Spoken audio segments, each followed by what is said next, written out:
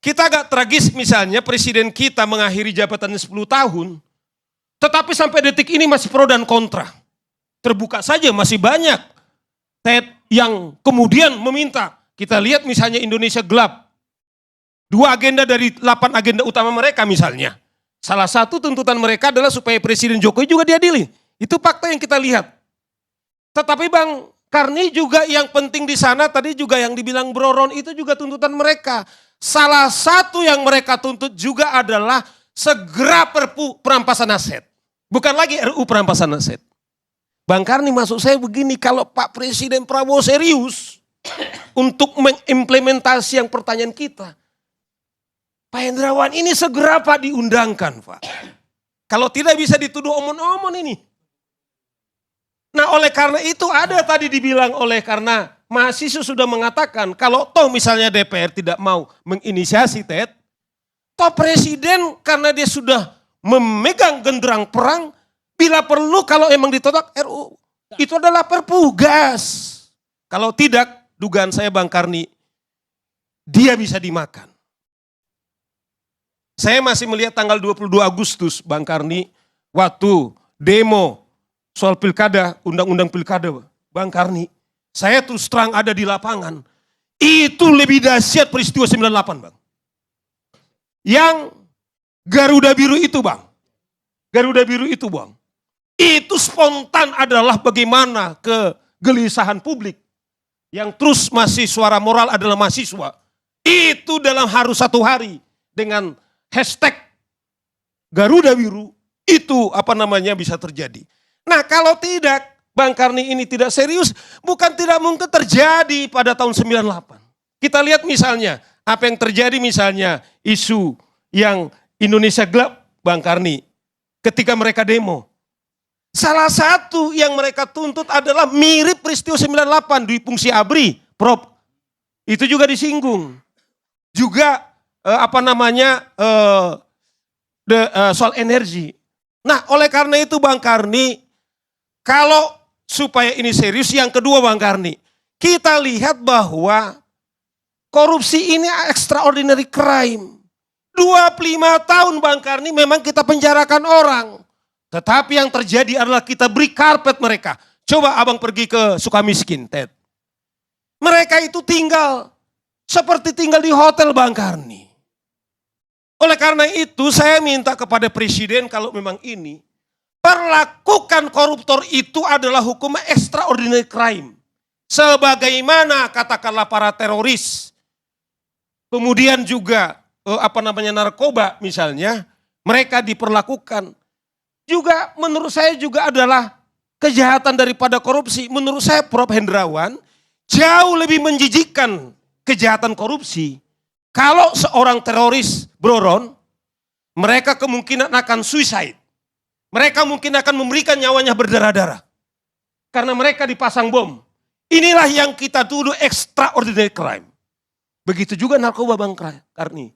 Kita lihat kalau seseorang itu kemudian dikejar-kejar. Ada artis bahkan hanya pengguna seperti Pres RM itu 4 kali Prof. Itu terus dikejar. Tetapi bagaimana korupsi ini sangat menjijikkan Bang Karni. Wewenang mereka itu tangannya Bang Karni. Di tangan mereka itu. Mereka itu melakukan transaksi itu di hotel-hotel berbintang 5 yang paling mewah. Karena mereka mengelola anggaran. Artinya Bang Karni hanya hitungan detik, tak katanya itu digerakkan semua. Kemudian ini terjadi. Tetapi kalau kejahatan teroris, dia harus memeta bagaimana cara membunuhnya, bagaimana bunuh dirinya, di mana lokasinya, kemudian siapa yang menjadi korban. Kemungkinan kita juga jadi korban. Tapi yang menjijikkan korupsi ini Bang Karni itu yang saya bilang. Mereka sambil berdansa, meminta kepada stafnya kalau seperti dibilang saya dulu tadi, mungkin semua digerakkan. Tetapi mereka ini dipenjara tapi masih pesta pora. Bahkan tadi Ron mengatakan, bahkan mungkin mereka tidak takut atas kekayaannya. Nah oleh karena itu Bang Karni, pasal 2 di Undang Tipikor, itu bisa dihukum mati Bang Karni. Oleh karena itu kalau Pak Presiden serius Bang Karni, ini momen of truth. Tadi seperti dibilang oleh Bang Said Didu, dalam bulan puasa ini, mengawali genderang perang ini Bang Karni. Saya kira sudah saatnya sekarang ini kemudian kita menerapkan kemudian penjara mati Bang Karni. Sehingga menurut saya deterrent effect itu. Ya toh? Ya kalau tepuk tangannya kok kurang gitu loh, jadi ragu. Saya bukan minta maaf Bang Ron, kita bukan soal bermain-main soal hak asasi manusia. Korupsi itu adalah sudah pelanggaran yang serius, HAM berat.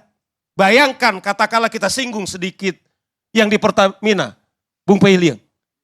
Artinya 280 juta orang korban, semua kita korban karena semua kita memakai Pertamina. Artinya hak asasi setiap warga negara Indonesia kemudian korban atas kejadian daripada korupsi ini.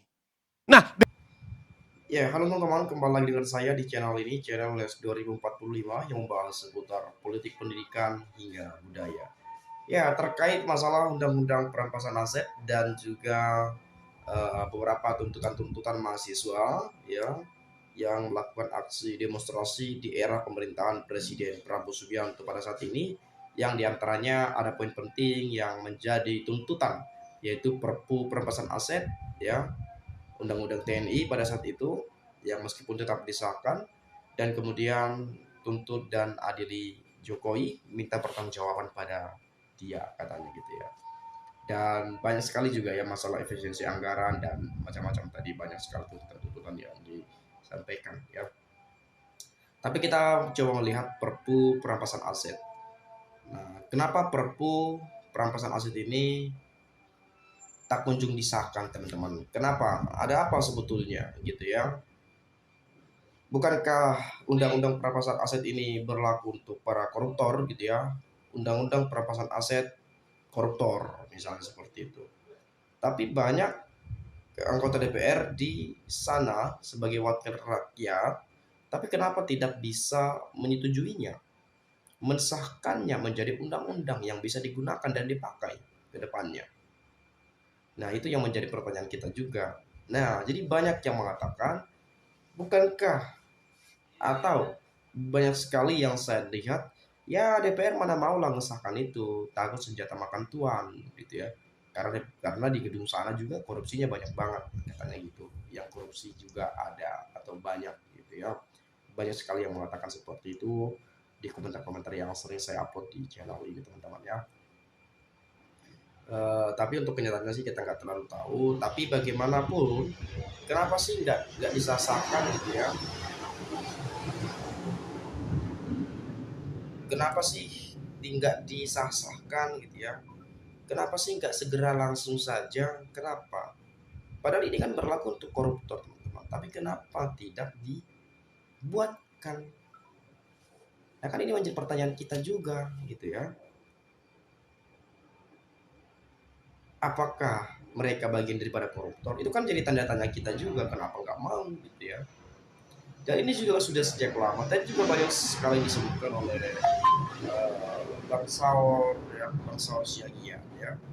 Tapi kalau saya melihat, coba kita mengulas ya bagaimana penilaian teman-teman kita masyarakat Indonesia terkait hal ini.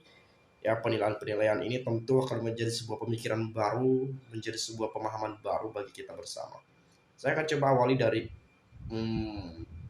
Bang Sudarto ya.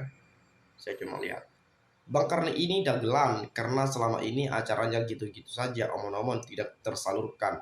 Apa yang ia katakan dalam forum ini sia-sia, jadi membosankan. Intinya yang berkuasa di semua lini NKRI yang hidupnya senang, rakyat kecil ditindas hanya mencari makan supaya dapat makan sehari-hari saja. Itu pun masih diobrak-abrik Satpol PP, preman berseragam, dan cok katanya ya. Di zaman presiden pertama Soekarno, PKI ada di dalam Indonesia ini. Lah sekarang generasinya masih tinggal hidup DPR PKI. Kok bisa-bisanya tak disahkan? Padahal untuk koruptor loh ya. Nah, sekali undang di ILC Pak Arman Sulaiman, Pak Basuki, Pak Deddy Mulyadi, Ibu Sri Mulyani, dan lain-lain ke acara seperti ini. seperti apa sudut pandang mereka, karena ILC yang hadir itu aja orangnya hanya bergantian, ya. Kalau sudah ada koruptor satu atau dua orang dihukum mati, maka regenerasi niat koruptor berikutnya sudah tidak akan ada lagi. Nah, itu yang sering sekali kita juga sampaikan, bahwa kalau misalnya sudah dibuatkan undang-undang perampasan aset, hukuman mati bagi koruptor, mungkin satu dua orang atau satu dua tiga orang nantinya para koruptor itu yang merasakan hal itu, mungkin regenerasi kedepannya bakal ketakutan, dan mungkin itu bisa menjadi efek jerah bagi para pelaku tindak pidana korupsi atau tindakan korupsi yang pengen korupsi karena sudah melihat ada yang terjadi seperti itu, nggak jadi deh gitu ya. Jadi nggak jadi mereka gitu ya. Tapi memang tidak menutup kemungkinan kita berpikir bahwa di Indonesia itu tidak memungkinkan hal itu dilakukan. Di negara ini tidak memungkinkan undang-undang hukuman mati bagi para koruptor itu dilakukan. Ya, nanti jatuhnya ke hak asasi manusia juga, ya. Nanti yaitu kemanusiaan yang adil dan beradab gitu ya. Jadi macam-macam nanti. Jadi tidak memungkinkan. Tetapi kalau sekelas untuk perampasan aset buat koruptor, saya rasa itulah yang sebetulnya bisa saja dilakukan, ya. Undang-undang perampasan aset. Ya, nanti asetnya bisa dilelangkan saja. Kalau punya perusahaan misalnya, punya tanah sekian ribu hektar, ya dilelangkan saja kepada orang-orang kaya, para pembisnis-pembisnis besar di negeri ini, gitu ya.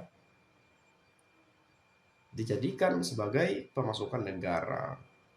Karena kalau kita melihat bagaimana Indonesia ini bisa maju kalau koruptornya masih merajalela, Indonesia akan sulit untuk maju ke depan kalau koruptor masih merajalela di Indonesia. Masih masih belum diberantas sampai tuntas. Susah untuk maju. Jadi kita jangan berharap Indonesia emas tahun 2045 kalau koruptornya belum bisa dituntaskan dan diberantas. Gitu ya. Yang ada nanti bisa saja Indonesia cemas, bukan emas lagi. Kalau kita melihat banyaknya maraknya koruptor-koruptor di Indonesia. Belum lagi mafia ini itu dan lain-lain. Banyak sekali di bidangnya masing-masing. Ya, mafia tanah, mafia tambang, ya, macam-macam. Banyak sekali ya. Itu sering sekali kita uh, lihat bermunculan di media yang sudah ketangkap, belum lagi kasus suap, belum lagi kasus ini, itu, dan lain-lain. Itu baru yang sudah ketahuan. Bagaimana yang belum ketahuan? Bagaimana dengan mereka yang belum ketangkap? Pasti banyak juga toh. Jadi kurang lebih seperti itulah ya. Jadi kita berharap bagaimana pemerintahan ke depan atau siapapun pemimpin yang betul-betul memimpin bangsa ini bisa segera menuntaskan persoalan itu, yang memang mesti kita sadari itu tidaklah hal yang mudah. Tapi tidak mudah bukan berarti tidak bisa.